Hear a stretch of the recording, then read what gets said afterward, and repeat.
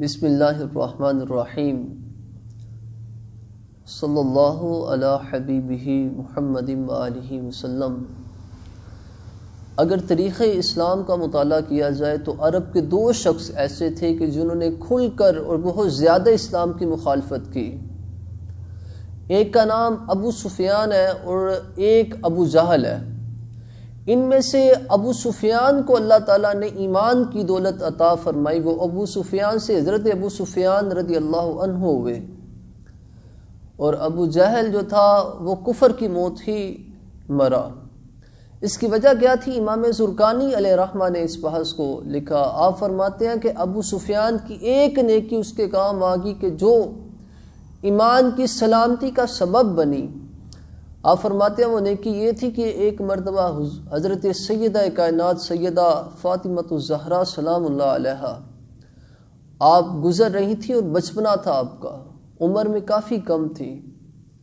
آپ راستے سے گزر رہی تھی، گلی سے گزر رہی تھی، ابو جہل نے آپ کو دیکھا اور آپ کو چرانے کے لیے حضور پاک امام الانبیاء صلی اللہ علیہ وآلہ وسلم کی بارگاہ میں گستاخی کے الفاظ بولے۔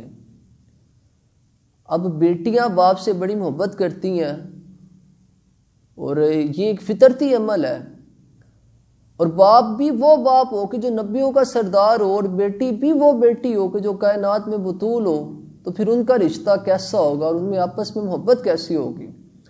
جیسا ہی ابو جہل نے وہ لفظ بولے نا، تو حضرت سیدہ کائنات سلام اللہ علیہ آپ فرماتی ہے میرے بابا ایسے تو نہیں ہے، میرے بابا تو رحمت للعالمین ہے، تم جو کہہ رہے ہو نا تم جھوٹ کہہ رہے ہو۔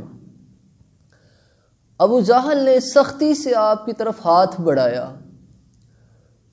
جب ابو جہل نے سختی سے آپ کی طرف ہاتھ بڑھایا نا، تو حضرت سیدہ کائنات سلام اللہ علیہا آپ کی آنکھوں میں آنسو آ گئے اور آپ نے رونا شروع کر دیا۔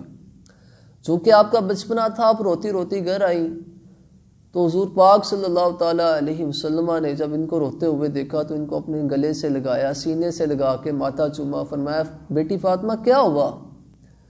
تو حضرت سیدہ کائنات فاطمہ الزہرا سلام اللہ علیہا آپ نے فرمایا بابا میں گھر آ رہی تھی نا، تو وہ ابو جہل راستے میں آپ کے بارے میں ایسی باتیں کر رہا تھا، تو میں نے اسے کہا کہ میرے بابا ایسا نہیں ہے، میرے بابا تو رحمت للعالمین ہے، میرے بابا تو دنیا کے سب سے اچھے بابا ہیں۔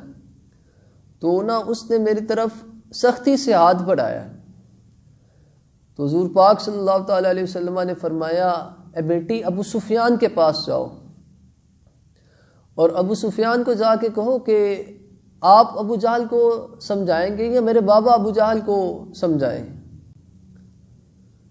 تو حضرت سیدہ کائنات سلام اللہ علیہا آپ بچپنے کے عالم میں حضرت ابو سفیان رضی اللہ عنہ کے پاس گئی۔ اس وقت وہ ایمان نہیں لائے تھے، تو آپ رو رہی تھی، تو آپ نے فرمایا کہ میرے بابا نے مجھے بھیجا ہے اور ابو جہل نے میرے ساتھ یہ معاملہ کیا ہے۔ تو بابا کہہ رہے ہیں کہ آپ ابو جہل سے پوچھیں گے یا میں ابو جہل سے پوچھوں؟ تو ابو سفیان نے حضرت سیدہ کائنات سلام اللہ علیہا کو گود میں اٹھا لیا اور ابو جہل کے پاس چلے گئے۔ ابو جہل کے پاس جا کے ابو جہل کو ابو سفیان نے ڈانٹا، اور سیدہ کائنات سلام اللہ علیہا کو گود میں اٹھایا ہوا تھا اور فرمایا کہ اس کے منہ پہ تھپڑ مارو۔ تو حضرت سیدہ کائنات سیدہ فاطمہ الزہرا سلام اللہ علیہا آپ نے فرمایا کہ میرے بابا رحمت للعالمین ہے، وہ تو دشمنوں کو معاف کر دیتے ہیں، ہم کیسے بدلہ لیں؟ میں اسے بدلہ نہیں لوں گی۔ اور ابو سفیان نے حضرت سیدہ فاطمہ الزہرا سلام اللہ علیہا کا دست مبارک پکڑ کے نا ابو جہل کے منہ پہ تھپڑ مارا۔ تو سیدہ فاطمہ الزہرا سلام اللہ علیہا آپ نے مسکرانا شروع کر دیا۔ تو ابو سفیان نے کہا کہ فاطمہ اب راضی ہو؟